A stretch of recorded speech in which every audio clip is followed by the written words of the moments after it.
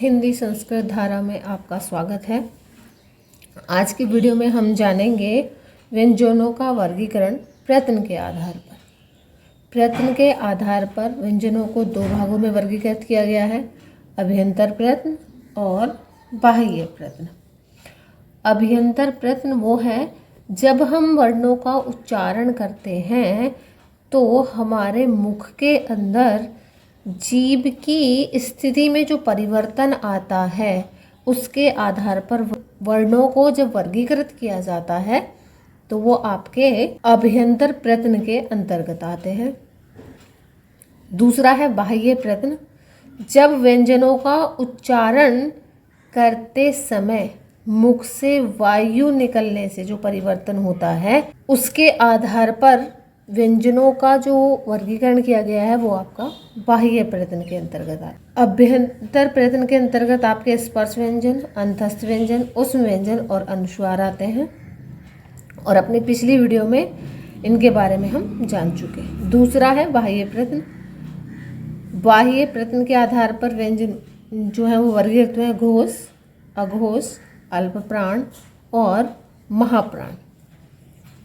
और आज हम इन्हीं पर अपनी इस वीडियो में चर्चा करेंगे। पहले जानते हैं अल्प प्राण और महाप्राण। अल्प प्राण क्या है?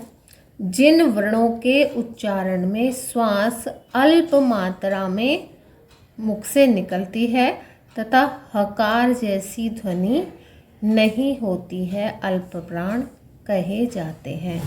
तो अल्प प्राण कौन कौन से हैं?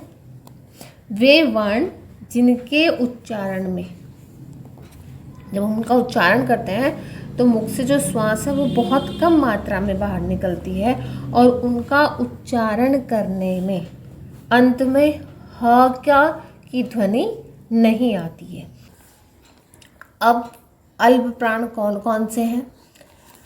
प्रत्येक वर्ग का, वर्ग कौन से हैं? क, च, ट, त, प। प्रत्येक वर्ग का पहला, तीसरा और पांचवा वर्ण क्या कहे जाते हैं?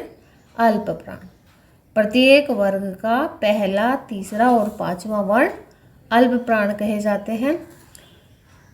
अंतस्थ वर्ण जो हमारे हैं य, र, ल, व, वो भी अल्प प्राण है। और हमारे स्वर, जितने भी स्वर हैं, सभी स्वर जो हैं वो किसके अंतर्गत आते हैं? अल्प प्राण के अंतर्गत आते हैं। अब वर्ग का पहला, तीसरा और पांचवा वर्ण कैसे कैसे है? पहला वर्ण क, च, ट, त, प। तीसरा वर्ण है ग, ज, ड, द, ब। और पांचवा वर्ण है ड, य, न, न, म। तो ये सारे वर्ण हमारे क्या कहलाते हैं? अल्प प्राण कहलाते हैं। दूसरा आता है आपका महाप्राण। जिन वर्णों के उच्चारण में हकार की ध्वनि के साथ, अल्प प्राण में हमने क्या कहा था? जब आप उच्चारण करते हो तो उच्चारण के बाद अंत में ह की ध्वनि नहीं आती है, लेकिन जिन वर्णों के उच्चारण में अंत में ह की ध्वनि आती है और श्वास जो है हमारे मुख से अधिक मात्रा में निकलता है तो वो क्या कहा जाता है? महाप्राण कहे जाते हैं। महाप्राण कौन कौन से हैं? प्रत्येक वर्ग का, अब आपको क्या करना है? हमने जान लिया है अल्प प्राण कौन कौन से हैं, पहला, तीसरा और पांचवा वर्ण है। तो वर्ग में कौन से बचे?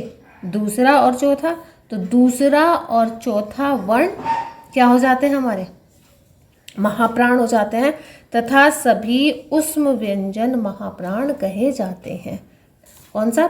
प्रत्येक वर्ग का दूसरा, चौथा वर्ण। पहला, तीसरा, पांचवा वर्ण हमारे क्या हो गए? अल्प प्राण। बचते हैं दूसरा, चौथा वर्ण। तो दूसरा और चौथा वर्ण और सभी ऊष्म व्यंजन महाप्राण कहे जाते हैं। दूसरा वर्ण क्या है? ख, छ, ठ, थ, फ। और चौथा वर्ण है घ, झ, ढ, ध, भ। और ऊष्म व्यंजन में हमारे कौन से आते हैं? ऊष्म व्यंजन कौन से हैं हमारे? श, श, स और ह। ये हमारे क्या है, उष्म व्यंजन है। तो ये हमारे दूसरा वर्ण, चौथा वर्ण प्रत्येक वर्ग का, और उष्म व्यंजन जो है वो किस में आते हैं, महाप्राण में आते हैं। आगे चलते हैं, घोष और अघोष। घोष को सघोष भी कहा जाता है। जिन वर्णों के उच्चारण में स्वर तंत्रियों में कंपन होता है वे क्या कहलाते हैं, घोष कहलाते हैं। घोष या सघोष वर्ण जो है वो कहलाते हैं। स्वर तंत्रियों में कंपन अर्थात जब हम हमारी ध्वनि, जब हम कोई भी उच्चारण करते हैं वर्ण का, तो क्या होता है, स्वर तंत्रियाँ जो हमारी होती है वहाँ से आता है हमारा ध्वनि। तो जब हम उच्चारण करते हैं तो उस हमारे मुख से जो ध्वनि निकल रही है उसमें कंपन पैदा होता है, और जहाँ कंपन पैदा होता है जिन वर्णों में, वो क्या कहलाते हैं, सघोष वर्ण कहलाते हैं। और प्रत्येक वर्ग का तीसरा, चौथा और पांचवा वर्ण, वर्ग हमारे फिर वही है क च ट त प। तो प्रत्येक वर्ग का कौन सा, तीसरा, चौथा और पांचवा वर्ण क्या कहलाते हैं, सघोष वर्ण कहलाते हैं। हमारे सभी अंतस्थ व्यंजन ह और सभी स्वर किस में आते हैं, सघोष में आते हैं। आगे चलिए, अघोष वर्ण। जिन वर्णों के उच्चारण में स्वर तंत्रियों में कंपन न होकर केवल श्वास का उपयोग होता है, अघोष कहे जाते हैं। सिर्फ श्वास के साथ हम बोल रहे हैं तो स्वर तंत्रियों में हमारे मुख से जो है कंपन उत्पन्न नहीं होता है, तो वो क्या कहलाते हैं, अघोष कहलाते हैं। और प्रत्येक वर्ग का फिर आपका वही आएगा, जो आपका सघोष से बच गया है वर्ग में, वही आपका क्या हो जाता है, अघोष।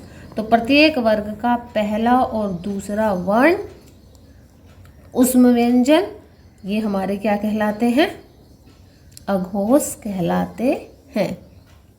तो ये हमारा हो गया है व्यंजनों का वर्गीकरण किसके, प्रयत्न के आधार पर। थोड़ा सा जान लेते हैं अनुस्वार और अनुनासिक के बारे में। क्या है अनुस्वार और अनुनासिक, इस पर प्रश्न पूछ लिए जाते हैं। अनुस्वार क्या है, इनके उच्चारण में नाक से अधिक और मुख से कम सांस निकलती है। अनुस्वार की ध्वनि प्रकट करने के लिए वर्ण पर बिंदु लगाया जाता है। इसको हमने आपको पीछे भी बता दिया है, जहाँ पर कहाँ अभ्यंतर प्रयत्न में जहाँ आपके आते हैं वहाँ पर ये अनुस्वार है। तो जिनके उच्चारण में नाक से अधिक है ना, जब हम उच्चारण करते हैं तो कहाँ से, नाक से जो है श्वास बाहर ज़्यादा निकलता है, मुख का प्रयोग कम होता है, तो वो क्या कहलाते हैं, हमारे अनुस्वार कहलाते हैं। और अनुस्वार की ध्वनि प्रकट करने के लिए वर्ण पर बिंदु लगाया जाता है। कैसे बिंदु लगाया जाता है, ये बिंदु जहाँ लगा होता है तो इसको क्या कहलाता है, इसको क्या कहते हैं, अनुस्वार। अनुस्वार जो है वो कहाँ लगते हैं, तत्सम शब्दों पे लगता है। अनुस्वार कहाँ लगता है, तत्सम शब्दों में लगता है। तत्सम तद्भव शब्द क्या है, ये हम आपको आगे बताएंगे। अनुस्वार एक क्या है, व्यंजन ध्वनि है। उदाहरण देख लीजिए, जैसे अंग, रंग, पंख, अंक, ये सब हमारे क्या हैं, अनुस्वार। ऊपर जो अ के ऊपर जो बिंदी लगी हुई है, र पर जो लगी है, पा पर जो लगी है, अ पर जो लगी हुई है, इन वर्णों के उच्चारण में अ की ध्वनि जो आ रही है वो क्या है, हमारा अनुस्वार है। दूसरा है आपका अनुनासिक। इनके उच्चारण में नाक से कम, इसका उल्टा हो जाएगा। अनुस्वार में क्या था, नाक से ज़्यादा और मुख से कम श्वास निकलता है, और इसका उल्टा अनुनासिक में हो जाता है। इनके उच्चारण में नाक से कम और मुख से अधिक सांस निकलती है। अनुनासिक स्वर की विशेषता है यह स्वरों पर चंद्र बिंदु के रूप में लगता है। तो अनुस्वार क्या है आपका, व्यंजन ध्वनि है, और अनुनासिक स्वर के अंतर्गत आता है।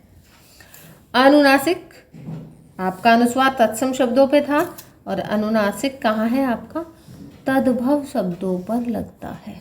ठीक है। दांत, आँख, अंगूठा इत्यादि, ये सब अनुनासिक के आपके उदाहरण हैं। तो इस प्रकार आपकी हिंदी वर्णमाला, उनके उच्चारण स्थान और उच्चारण स्थान के आधार पर उनका वर्गीकरण, इस सब पर हम चर्चा कर चुके हैं। इससे संबंधित अगर आपको कहीं कोई परेशानी है तो आप कमेंट बॉक्स में डाल सकते हैं।